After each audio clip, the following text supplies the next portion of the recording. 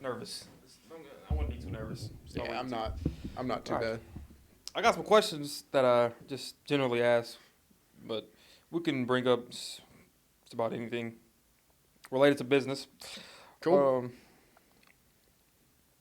So how did you get started in the business? So I started out, before I started this, I was a plumber. Mm-hmm. And a good friend of mine was like, hey, I just got this new job. They're looking for people that might be interested, and you seem to be like pretty good with people, and I think this would be a perfect fit for you. And I was like, cool, sign me up. So I went through, got my tests finished, passed all of them, obviously, and moved to Chattanooga, and the rest is history. How many tests did you have to take? So I had to take 4. So I had to take the property casualty, which is auto insurance, the health insurance, and the life insurance. I don't even really do health insurance, but we still had to take it to get the job. It's kind of like real estate. We had to take 2 tests. It was the national and the state. Yeah. And if you want to get a license in a different state, you usually have to redo the state test because it's different for each state. And we I can do commercial, property. I can help exchange commercial property. Yeah. With my license, but it's really a niche. Like commercial Yeah. property is like a different beast than residential. Different forms. Going through like trying to find an office, Mm-hmm. I learned that if you're in commercial, you only do commercial. Yeah. Because it is a niche thing. I mean, I don't know a whole lot about real estate, but yeah, that's what I've been told is commercial. Yes. We got one big agent that does it in the office, and you try to learn from him, and he's just busy all day, just doing commercial. He's on every time you see him. He's just like, hey, he's like walking around, just talking all day. Yeah. It's crazy. What did you like about it that got you into it? So one of my main passions is helping people, and through this job, whether I'm giving somebody better coverage or giving them a better price, I'm still going to be helping them. Mm-hmm. I've gone through and reviewed a bunch of policies of people that I know and love and trust, and I'm like, you're lacking a lot in here.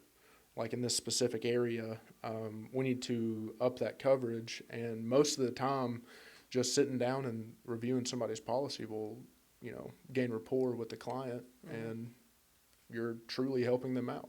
Yeah, you're really big on customer service. Yeah. We had the last guy was with Jay, who I interviewed. He was really big on customer service too. It was nice to finally, not see somebody else that was. Well, it's not rare, but it's nice to see someone else in a different business that really cares about clients. Yeah. Working for them. Yeah. And not eating their food. You remember that? Yeah. Yeah. That's wild. Started eating food. It's crazy. Oh yeah. How remember we talked about this yesterday a little bit. How important it is to actually sit down.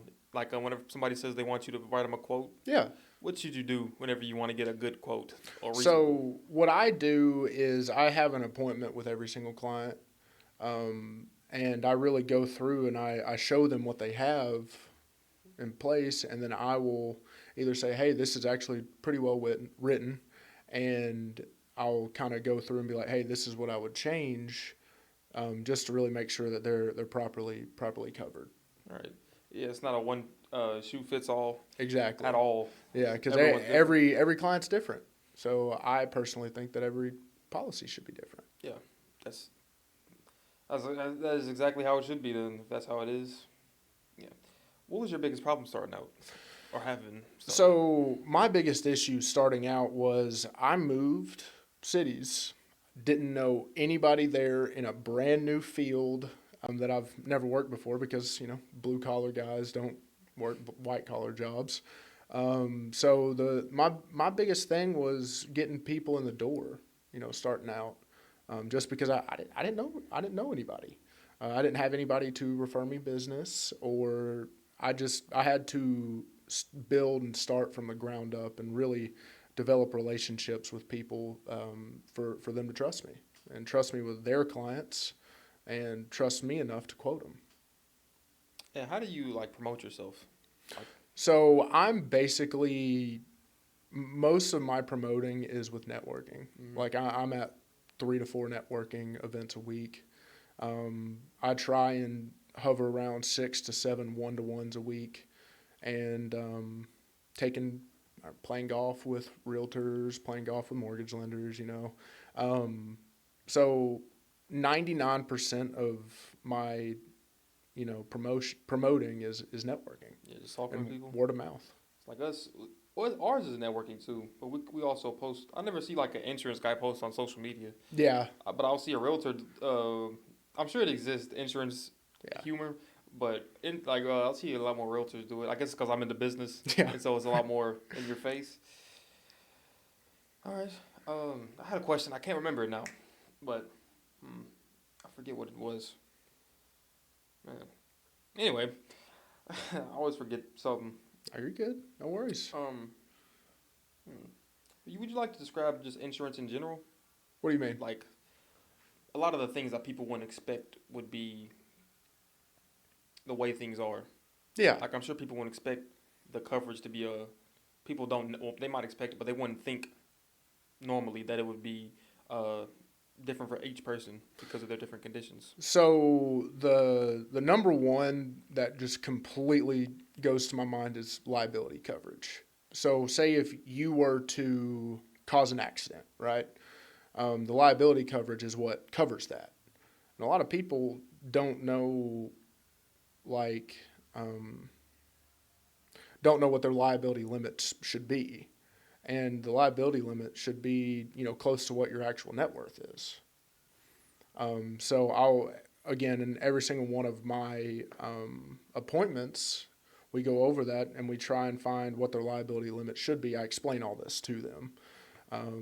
And so we can make sure that they're properly covered. And if they were to cause that once in a lifetime, God forbid that ever happen, that once in a lifetime accident, to know that they are covered and will pay out and they won't have to have anything come out of their pockets or lose their house or lose, income. It's one of the most important coverages that is in an insurance policy that is very often neglected. I didn't even know that was. Well, I'm 18, so I'm. Yeah, really you're new. Yeah, I'm new to life in general, but I didn't even know that. I didn't know about. Yep. I've heard about liability. I didn't know it was that important. What city did you come from? So I came from Cookeville. Okay. Just about an hour and a half north of here. It's where all my family is. Isn't that where Tennessee Tech is? Yeah, it's exactly where Tennessee Tech is. My grandparents are actually, my entire family's from Sparta, which is an even smaller city, like 15 minutes from Cookeville. I grew up on a dairy farm, and we eventually moved to Cookeville, and then I went to high school in Alcoa. I think I've heard of that. Yeah. Very weird fact, but I was scheduled to have a dorm room for college. Yeah. And my roommates were from Alcoa. Really? It was, yeah. Huh. Do you know their names? Well, no. They'd be 5 years younger than me. They would have been in 8th grade when I graduated. Yeah, so I don't know them, but that's weird. Yeah, it's wild. Small world. Yeah. So yeah, and then from Alcoa, moved back to Cookeville, started working, and then I moved here. Nice. What made you want to move to Chattanooga? So I already had a friend group that I was really good friends with here. I'd come up and visit. How'd you develop a friend group here? So my roommate, office mate, and one of my best friends, he was from Cookeville. I went to elementary school with him. I've been friends with him ever since. He went to high school at Macaulay. Oh. So he met a bunch of people around here, and he introduced me to those guys, and they ended up becoming my really good friend group as well. And it was also part of the job was, hey, we need somebody in Chattanooga. You got to move to Chattanooga. And I was like, hey, I've already got a friend group down there. Let's do it. So I took the chance and moved down here. Great. I can't think of nothing. Anything else you want to bring up? I mean, I can't really think of nothing. I've kind of got mush brain from all this. I've been going through contracts back to back to back. Yeah. Working on these. That's good to hear, though. Yeah. It means you're busy. Going through classes, a 3-hour class this morning. Yeah. That's fun. One thing I will bring up is life insurance. Mm-hmm. The younger you are, the cheaper it is. The healthier you are, the cheaper it is. And if you have a family, life insurance is very, very important. To me, it's not just a sale. I want to make sure that I do my job correctly, and to make sure that if something were to happen to you, your family is properly covered.